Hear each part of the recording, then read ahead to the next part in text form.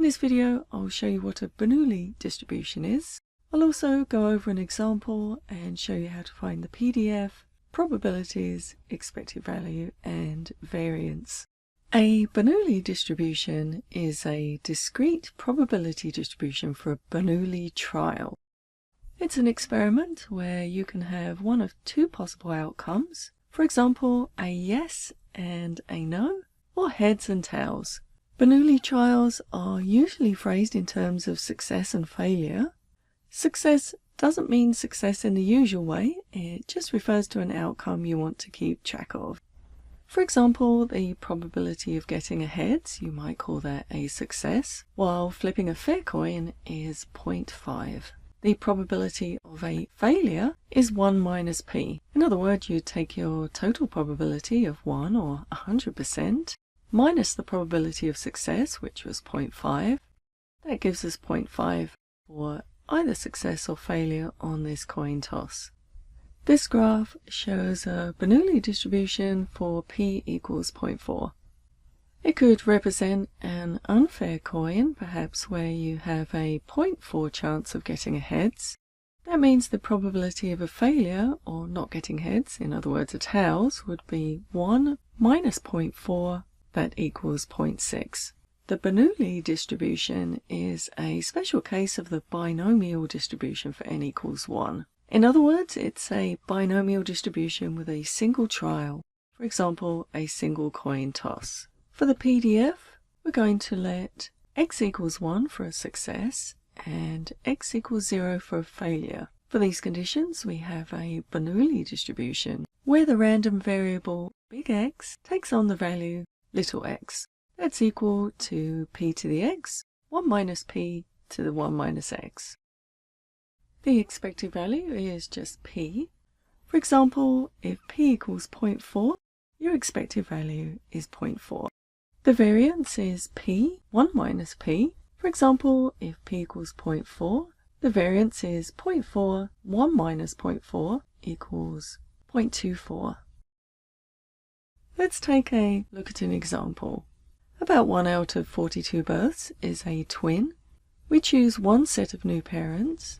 What is the probability they are parents of twins? Well, we have one child, so we know it's a Bernoulli. If their parents are twins, let's call that a success. If not, that's a failure. The number of births is going to have a Bernoulli distribution with p equals 1 over 42. That is 1 out of every 42 births. The PDF is going to be 1 over 42 to the x, 1 minus 1 over 42 to the power of 1 minus x. If we're interested in the number of successes, that's x equals 1, then we substitute in that 1 for the x, and if I work that out on the calculator,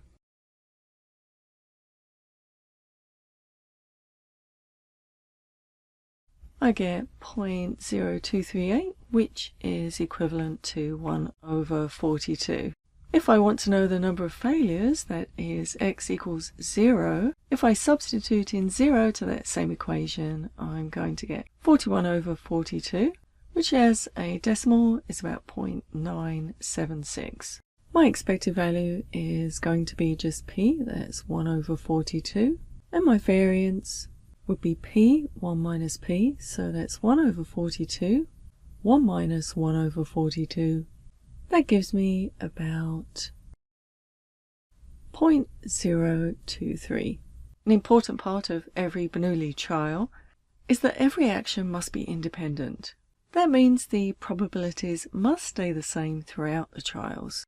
In other words, each event must be completely separate and have nothing to do with the previous event. Winning a scratch-off lottery is an independent event. Your odds of winning on one ticket are the same as winning on any other ticket. On the other hand, drawing lotto numbers is a dependent event.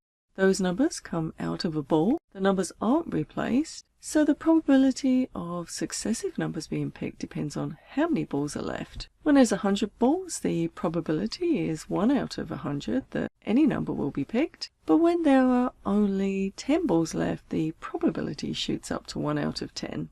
While it's possible to find those probabilities, it isn't a Bernoulli trial because the events, that is, picking the numbers, are connected to each other. Bernoulli trials can seem a little simplistic, but they have some important uses. In experiments and clinical trials, the Bernoulli is sometimes used to model a single individual experiencing an event like death, disease, or disease exposure. That model can be an excellent indicator of the probability a person has the event in question. Bernoulli distributions are used in logistic regression to model disease occurrence, and the Bernoulli process leads to several probability distributions, including the binomial, geometric, and negative binomial. If you found the video helpful, please take a moment to subscribe, and I'll see you in the next video.